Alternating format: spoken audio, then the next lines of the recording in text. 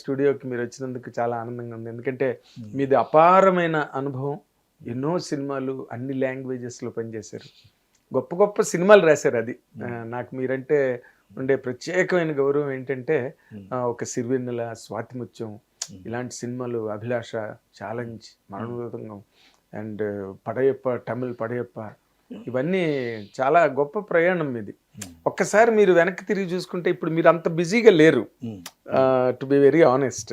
అంటే రాస్తున్నారు, వర్క్లో ఉన్నారు, కానీ అన్ని ఆ రోజున మీరు రాసిన సినిమాలు ఏంటి, ఆ ట్రాన్సిషన్ ఎట్లా జరిగింది? ఒక రచయిత అన్నవాడు అనుభవం పెరుగుతున్న కొద్దీ ఆ రచయిత తాలూకా డిమాండ్ అన్నది సినిమా ఇండస్ట్రీలో పెరుగుతుంటుంది, బట్ రచయితలు ఫేడ్ అవుట్ అవుతుంటారు. ఎందుకండి కారణం?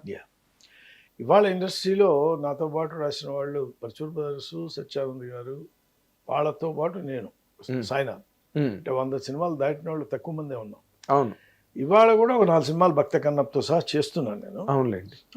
దేవుడి దయ వల్ల ఎవ్రీ ఇయర్ 3 ఫిల్మ్స్ 4 ఫిల్మ్స్ చేస్తున్నాను. అవును. బట్ పెద్ద హీరో సినిమా అనేది నాకు దాదాపు రాఖీ తర్వాత చేయలేదు. అందుకే యువర్ రైట్.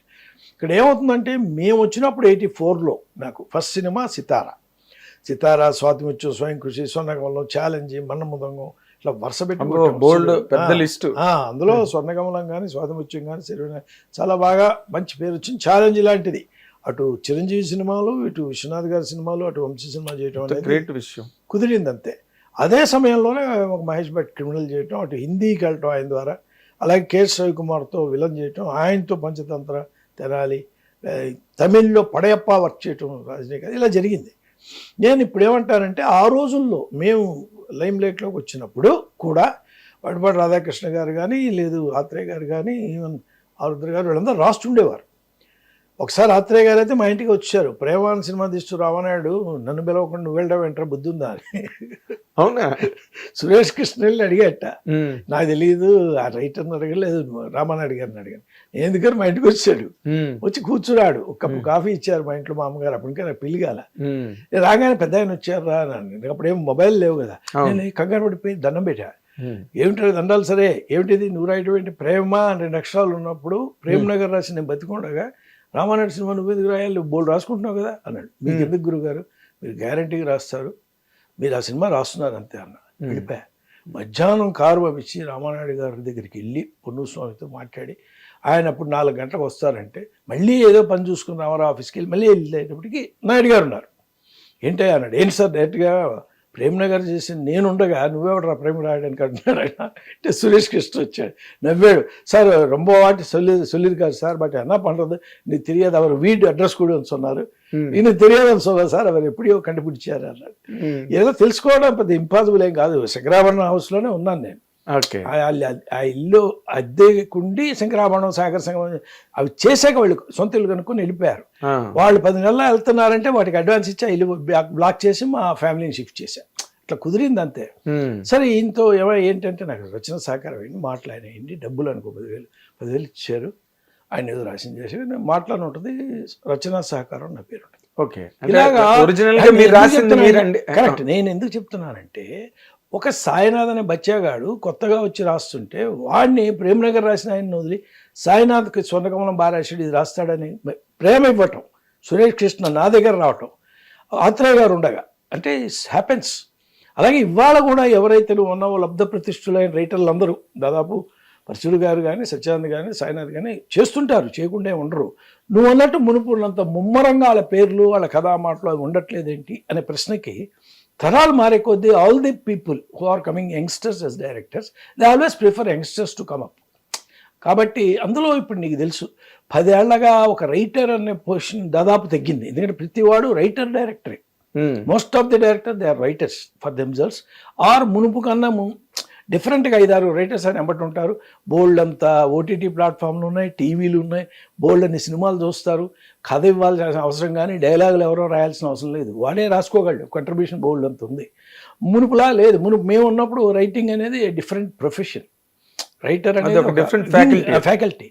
వాడిని పిలిస్తే వాడు వచ్చి డిస్కస్ చేయాలని అట్లా ఉండేది. బట్ 2000 నుంచి మెల్లిగా మారింది. యమా ఫాస్ట్గా 20 నుంచి 2020 నుంచి యమా ఫాస్ట్గా మారింది. డైరెక్టర్లే కథలు తయారు చేయడం, డైరెక్టర్లే స్క్రిప్ట్లు, డైలాగ్ రాసుకోవడం, అప్కమింగ్ డైరెక్టర్లే అసిస్టెంట్లుగా ఉండి వాళ్ళు హెల్ప్ చేయడం, writer and director is a common thing. అంటే మీరు పూర్వం అనేవారు కదా స్క్రీన్ ప్లే డైరెక్షన్ అంటే ఇంటి పేరులా పెట్టుకుంటారు స్క్రీన్ ప్లే, రైటర్స్ చేసేవాళ్ళు స్క్రీన్ ప్లే, కానీ స్క్రీన్ ప్లే అని డైరెక్టర్ పెట్టుకునేవారు. కరెక్ట్. అట్లా రైటర్స్ కి లబ్ధ ప్రతిష్ఠులు అయినా కూడా అది ఎవరు, పైగా ఆయన జోలికి మనం ఎందుకు, ఆయన ఎప్పుడో స్వాతిముత్యం రాశారు, లేదా పెద్ద సినిమాలు అప్పుడెప్పుడో రాశారు, ఇప్పుడు వెళ్తే ప్రొడ్యూసర్కి ఏమో ఎన్ని లక్షలు అడుగుతాడు అని కంగారు ఉంటుంది, డైరెక్టర్కి ఏమో పాత ఆయన వెళ్ళి మనం రెస్పెక్ట్ ఇచ్చి మరి గబుక్కని మారిస్తే బాగోదా బాగుంటుందా, ఇవన్నీ ఉంటాయి. ఆయన ఫ్రాంక్గా ఉంటాడు, అప్డేటెడ్గా ఉంటాడు, డైలీ థియేటర్లోనే సినిమాలు చూస్తాడు. సాయినాథ్ అనేవాడు అని నాతో ట్రావెల్ చేసిన వాళ్ళకి తెలుస్తుంది. డబ్బులు కూడా పింటూ ఎలిఫెంట్. ఇప్పుడు 35 లక్షల కోట్ల ఒక థర్మల్ స్టేషన్ ఇవ్వగలిగిన రిలయన్స్ వాళ్ళు ఆ రిలయన్స్ స్టోర్లో 3 రూపాయల కొత్తిమీర కట్ట కూడా అమ్ముతారు. వాళ్ళు నాకు ఆదర్శం. వచ్చే ప్రొడ్యూసర్ వాడి బడ్జెట్ బట్టి వాడి ఫీజు ఉంటుంది, అంతేగాని అందరినీ ఒకేలా. అదే కదా సినిమా బడ్జెట్, దాని రేంజ్ వాడికి వచ్చే ప్రాఫిటబిలిటీ ఎన్ని ఉంటాయి. మనం అడిగేటప్పుడు డెఫినెట్గా డబ్బులు తీసుకొని చేస్తాం, కానీ దానికి ఒక పద్ధతి ఉంటుంది. ఓకే, అది తెలియదు కదా, చాలా మందికి తెలియదు. అంటే ఇప్పుడు మీరు ఇందాక అన్న పాయింట్ లోనే అంటే డైరెక్టర్లే స్క్రిప్ట్ రాసుకోవడం, డైరెక్టర్లే డైలాగ్ రాసుకోవడం, ఎందుకంటే అలా లేకపోతే డైరెక్టర్ కి ఎఫిషియన్సీ లేదనుకునే రోజులు వచ్చేసాయి. కరెక్ట్. అంటే రైటర్ మీద ఆధారపడతాడులే ఇప్పుడు, అంటే గబుక్కుని తనంతట తను రాసుకోలేడు, తనంతట తను ఆలోచించలేడు అనేది మైనస్ పాయింట్ అవుతుంది అన్నది ఒకటి ఏదైనా ఉంది. ఇవాళ మన హీరోలు అంటే ఇప్పుడు చిరంజీవి గారు, నాగార్జున, వెంకటేష్, బాలకృష్ణ గారు మనం చూసిన తరమే. బట్ రామ్ చరణ్ కానీ, ప్రభాస్ కానీ, అల్లు అర్జున్ కానీ, ఇప్పుడున్న బ్యాచ్ అందరూ కూడా యంగ్స్టర్స్ ఎవరైతే సక్సెస్ ఇస్తున్నారో వాళ్ళందరూ కూడా రైటర్ అంటే డైరెక్టర్ రైటర్ అనే ఫీలింగ్ డెఫినెట్గా 100% వాళ్ళ ఫీలింగ్ ఉంది. ఎందుకంటే వాళ్ళే కథ తెచ్చుకుంటారు, వాళ్ళు వినిపిస్తారు, వాళ్ళే స్క్రిప్ట్ రెడీ చేసుకుంటారు, స్క్రిప్ట్ వాళ్ళు వినిపిస్తారు, కరెక్షన్స్ వాళ్ళు చేస్తారు. వాళ్ళకు బ్యాచ్ ఉండని ఎవరు ఉండని, he's the leader of the team. అంతే కదా, దానిలో ఆ టీంలో ఎవరు రాసినా అంతే, బట్ డైరెక్టర్ అకౌంట్ లోకే వస్తుంది. అంతేగాని మీ దగ్గర కథ ఉందా అని అడిగే ప్రశ్న ఇవాళ అవసరం లేదు. ఆ పరిస్థితి లేదు, ప్రొడ్యూసర్కి లేదు, డైరెక్టర్ లేదు, పర్టికులర్గా హీరోస్కి అస్సలు లేదు. బట్ ఆ విషయంలో రాజమౌళి గారిని మెచ్చుకోవాలి కదండి. ఆయన సినిమాలు తీసే వాటికి బుర్ర సాయి మాధవ్ గారు కూడా డైలాగ్ ఇస్తారు. ఎందువల్ల రత్నం ఎం రత్నం ఆయన రాసేవాడు. ఎందుకంటే విజయేంద్ర ప్రసాద్ గారు కథ ఇవ్వగలడు, క్యారెక్టర్స్ ఇవ్వగలడు. కథ ఫ్లో, సినిక్ ఆర్డర్ అంతా కూడా రాజమౌళి గారు, విజయేంద్ర ప్రసాద్ గారు కలిసి సెట్ చేయగలరు. కానీ డైలాగ్ నేను రాయను బాబు, ఎవరితోనో రాయించని ఎం రత్నాన్ని ఆయనే ఎంకరేజ్ చేశారు. చాలా గ్రేట్. ఆయన రాస్తానంటే ఎవరు వద్దంటారు? కానీ ఆయన ఏ రోజు రాయలేదు, కథ ఇచ్చారు కాబట్టి ఆయన కూడా రాయదలుచుకోలేదు, రాయలే. అలాగా రాజమౌళి గారు అది కంటిన్యూ, ఆ ట్రెడిషన్ కంటిన్యూ చేశారు. ఎం రత్నం కానప్పుడు సాయి మాధవ్ బుర్రా న్యాచురల్గా ఆయన కంటిన్యూ చేస్తారు.